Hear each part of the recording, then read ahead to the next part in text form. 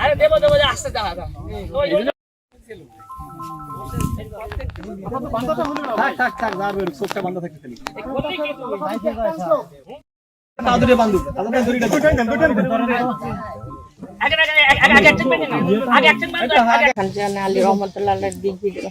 ছোট বাচ্চা দিঘিতে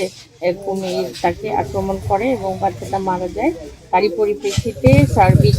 নিরাপত্তার কথা চিন্তা করে গতকাল রাতে জেলা প্রশাসক তার সম্মেলন কক্ষে সকলের সম্মিলিত মতামতের ভিত্তিতে আপাতত এই কমিটিকে এই সবার নিরাপত্তার জন্যই আপাতত অপসারণের সিদ্ধান্ত গৃহীত হয়। সেই সিদ্ধান্তের আলোকেই আজ সকালে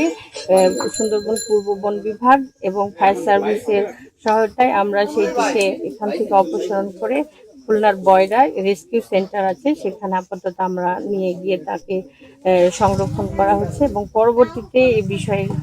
সিদ্ধান্ত আমরা আপনাদের পরে জানাতে